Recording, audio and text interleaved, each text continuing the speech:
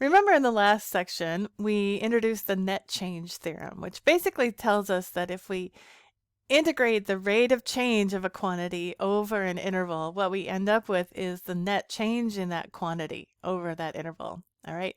Now, mathematically, we can represent that as the integral from a to b of f prime. So capital F prime is a rate of change.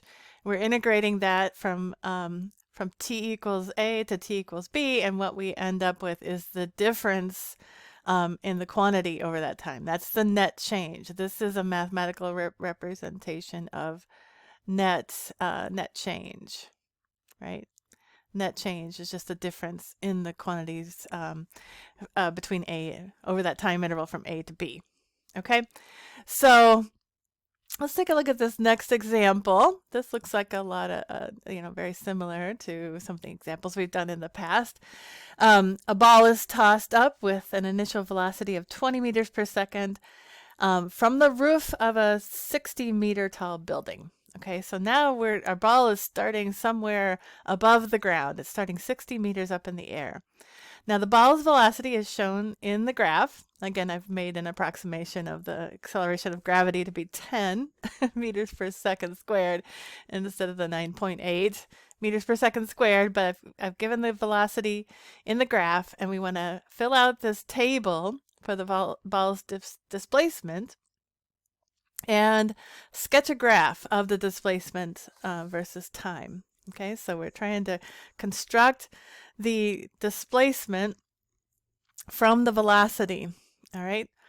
Now we're given that at t equals 0, we're at 60, right? We're at 60 meters up when we toss the ball. So at time t equals 0, our height above the ground is 60 meters. And so we're going to integrate the velocity in order to get the net change in the displacement, right? All right, so let's see, I'm going to scroll up so you can't see the problem statement, but it gives me some room to work here. So I want to find the displacement after 1 second, right? I know that the displacement is 0, or the displacement is 60 at t equals 0, and I want to find the displacement at t equals 1.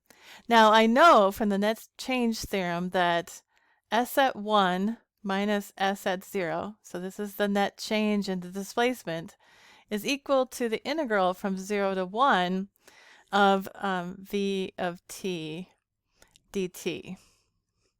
Okay, now I know s at 0 is 60, right? So I'll just add that to both sides, and what I end up with is s at 1 is going to be s at 0 plus the integral from 0 to 1 of v of t dt. Okay, just added the displacement at 0 to both sides. Now I know that value is 60, and I can find the integral from 0 to 1 just by looking at the area, right? So I'm just going to kind of partition this off, and I'm going to look at that area. So it looks like that's 15, right? That area is 15. So that means the net change in displacement is 15 meters, and in the upward direction, right? Because upward is the positive direction.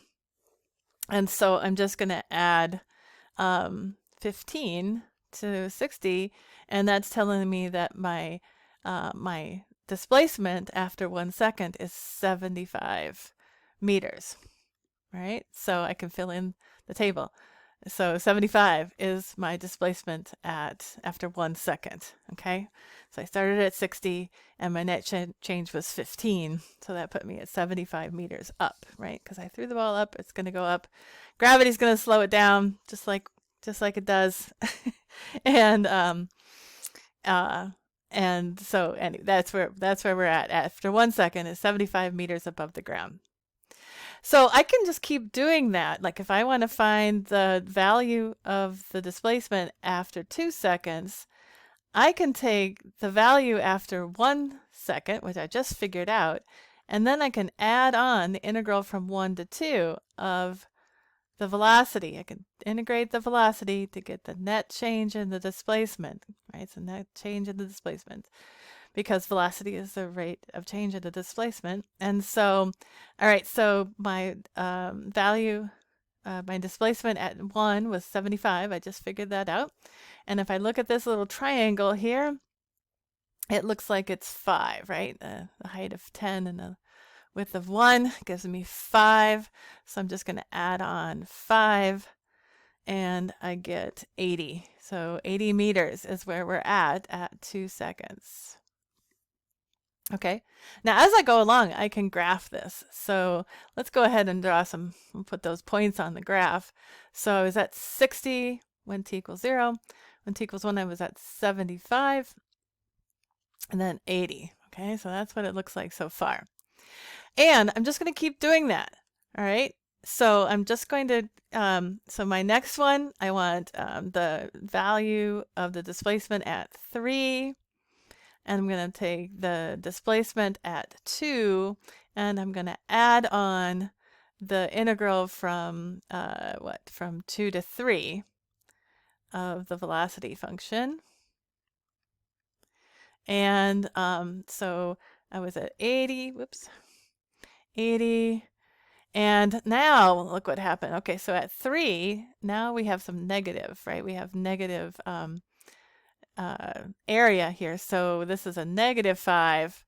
So we're starting to fall, right? Our change, our net change in the displacement is a negative 5 over that third second, right?